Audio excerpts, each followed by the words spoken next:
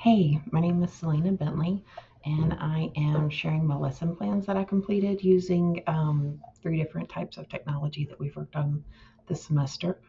I focused my lessons on irony, and that has to do with RL4 and L5 and L5C, where we're focusing on different types of vocabulary, the connotation, the denotation, the different ways that figurative language can be used, the word relationships, and the nuances in words.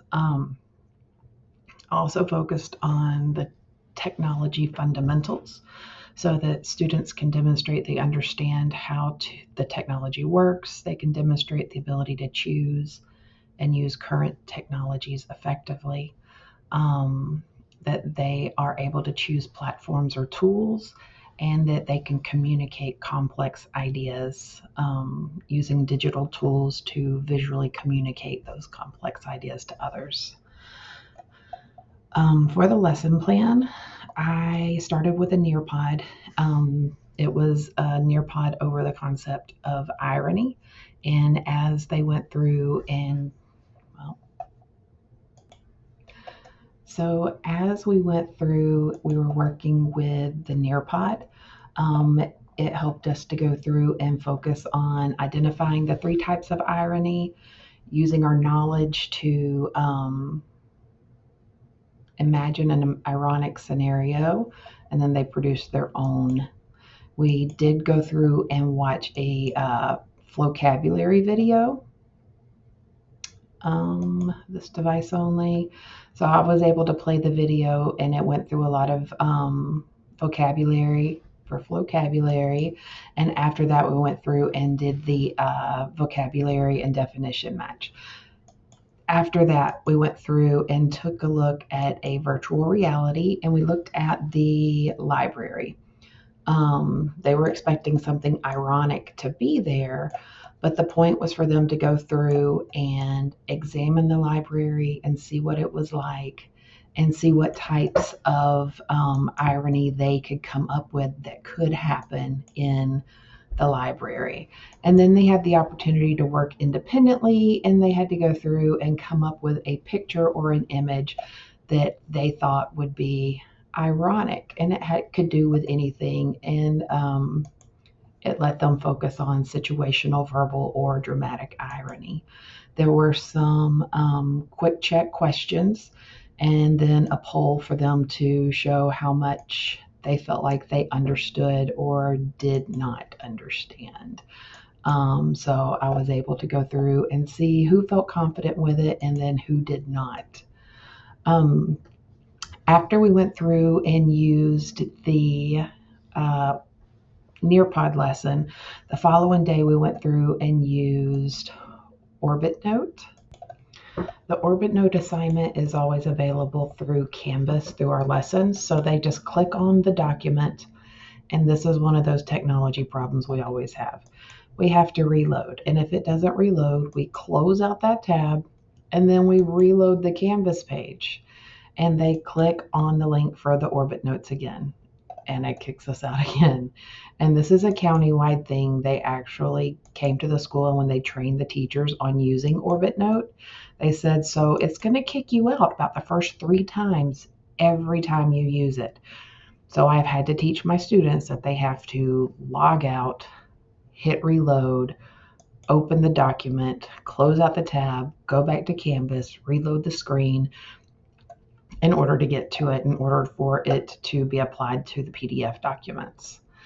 So once we get to this, the students can go through and use the tools on Orbit Note to help them with reading the stories.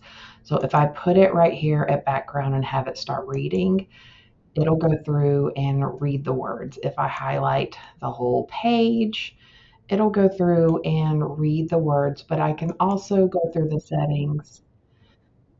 I don't have the sound turned on right now, but we can go through the settings and change the speed that it goes through and reads at. We can also come up to the top. I can hit stop right there, And it'll look up words for me, all of them in that section if I want it to.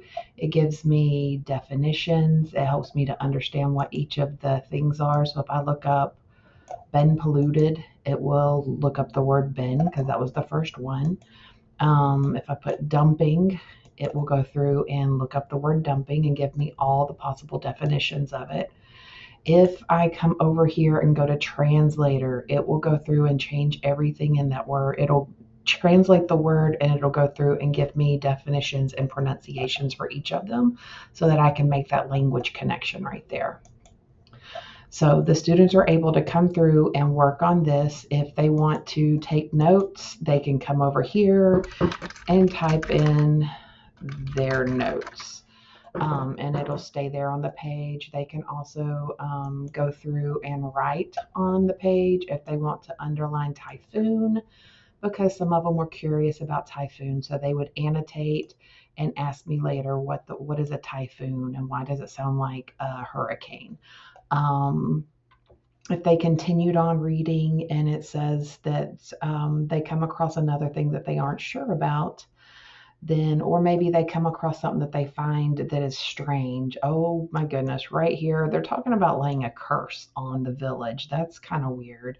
And if they go on down, then the policeman is like, I don't know also. So all these people who are supposed to have answers, they might go through and notate how all of these different people in the town have no answers for them. But the kids were able to go through and using the orbit note, they went through and read the story. Some of the kids just used the books. They went through, and as they worked through that, they were able to discuss the story, identify different elements of irony, and they were looking for some of those hidden meanings in the words as well. The After they went through with the book, I'm sorry, they had another assignment where they worked with different short stories and, well, I'm sorry. Here's the document that they used with, hey, come on out. This one has a table in it that they filled in as they were reading. So they could go through and write down the page number that they were on. And then, so page 421, and then maybe it was paragraph 6. And they thought it was ironic, maybe, that the typhoon had knocked down the shrine, and then also there was this gigantic hole in the ground. I'm not sure why they would find that ironic, but maybe so. So maybe it was a dramatic irony and they knew why the hole was there, but the people in the town in the story didn't. So they could go through and they would fill in page 421 right here, and they would write down that it was paragraph 9.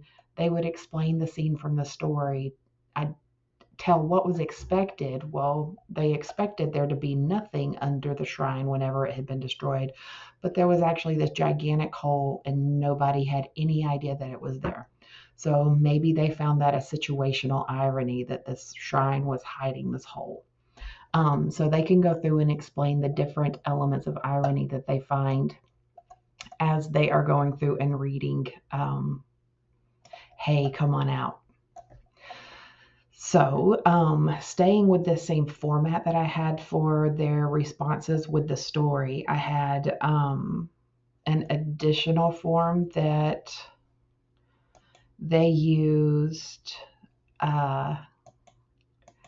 for the different texts that we were reading. So there were stacks of texts all over the classroom. So I had some were printed, some were books, like short books with like collections of short stories.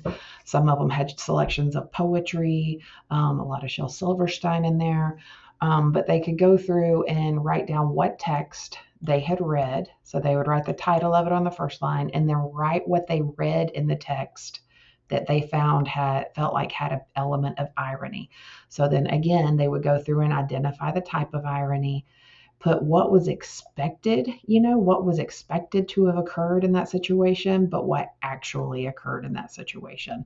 So that gave them more time to go through and reflect on that element of irony and finding it in different types of text that they were reading around the classroom. For that, they were able to work with a partner. That way they could keep each other on task and also have somebody to bounce their ideas off of. After that, we went through and they were working with partners or groups or independently to create a presentation of some sort. I gave them complete autonomy with this assignment. I told them they could choose their topic. They could choose how they presented their topic. All they had to do was incorporate elements of irony. So we had, let's define the irony presentation. So now presenting irony. We went through, they could identify their topic, and it could be anything that interested them. And then they had to come up with a way to present that information. So an essay, informational can be fine. Infographic, they could make a script or a skit. They could go through and write poetry. They could have a narrative. They could create a comic strip, whatever they wanted to do. And then they had a checklist of things that had to be in there. So in order to incorporate it, they had to make sure that they identified that main idea or theme, that main topic, a minimum of 3 details about the topic, an example of each detail, and an explanation of each detail. So that would get their brains instantly going. And I put the note on there. Does this sound like a paragraph? Does this sound like an essay? And before they even got to that line, they're like, Miss Bentley, this sounds like our pre-writing for our essays. And I was like, well, yeah, because we're kind of getting those guidelines in there. I just want you to keep thinking about developing your ideas. So they knew that essentially it was going to have those elements in there, but it didn't have to be written like an essay unless they just wanted to write the essay. So that meant they could break up an infographic with different elements in different ways. They could have a script as long as they covered all of the ideas. Poetry with the stanzas. They could go through and write a narrative. They could turn it into a comic strip as long as it had that format of information being presented. They also had to have at least 3 ironic elements. I didn't care how they did it. I didn't care if they used one of each, if they used multiple of one, or if they used a little bit of everything. So they had to go through and have ironic elements. They had to create a pre-writing, which is on the next page of this packet, the next 2 pages of this particular file. And then they had a checklist for also, just maintaining that it's neatly done, has minimal spelling errors, has minimal convention errors. They're using complete sentences, and they have at least 4 compound or complex sentences. That's another area in 7th grade. We're trying to get them to extend that writing and go from simple sentences to expanding those ideas. So I gave them some examples, and I chose the topic of flies. I chose that topic because when I was in high school, I had a teacher that told me you can never pick a boring topic. And I was like, what about flies? And he started telling me about all the scientists who research flies. So I put flies. So I turned it into a skit. Hey, Simon, did you know that flies can help detectives in murder cases? Seriously? Oh, yeah. Detectives determine the time of death by the life cycle of the insects around the deceased. Now, that right there came from a website that had the actual information.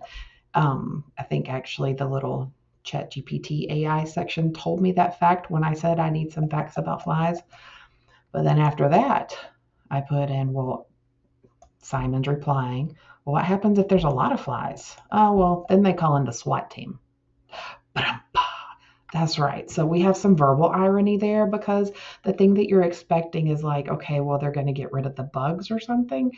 And then you're like, the SWAT team, like all the big bad cops that come in and take out all the bad guys, but technically just a fly swatter team. So that was that example. And then the other one went on and it talked about flies are able to taste food through their feet, that they also live off of a liquid diet. So sometimes flies end up in soup, but we aren't really sure if they are tasting it, eating it, or just taking a swim. Yeah, I know it's really bad. But that was the type of irony I'm trying to get them to pull in there. And then also sometimes they pull in their sarcasm because they're seventh graders. So down here is their pre-writing page to help them get their ideas together. And then they were able to build that around their outline format, so that I don't have saved on this computer. But they were able to use that outline format to kind of get their ideas together. And then from there, they started creating their presentations. A lot of them used Adobe Express, which I'm really excited about. I'm trying to wean them off of PowerPoint. However, I still let them use PowerPoint. I had some students who just need to have their assignments broken down for them. So I went through and I gave them um, a template, an outlined template for what they could do in order to create the type of tool that they wanted. And that was specific to each individual student. So it was just something I was able to sit down with them and we worked it out and we developed it together so that they could go back and fill in the blanks. The lessons went really well. The assessment is coming through that final project because I'm tired of giving my kids tests and they are tired of tests. And we start milestones next week. So I'm trying to, well, for this 9 weeks, actually, I've broken away from doing the paper pencil test or the multiple choice test online. I feel like they're over tested at this point and they don't get a chance to really express themselves enough. So I've used this as another one of my formal assessment, summative assessments after we get through this next 2 weeks, but to kind of help them express themselves, go through and explain how they're doing everything, be able to reflect on it, tell me if they like the project or not, or if it was a little weird because I didn't give them enough guidance. My advanced classes, especially the gifted kids in the advanced classes, they love the autonomy and the complete freedom. But then a lot of kids that are not all that much of that creative mindset really need a lot more structure whenever they're doing assignments because they don't know where to start.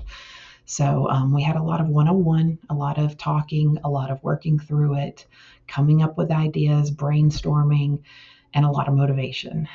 I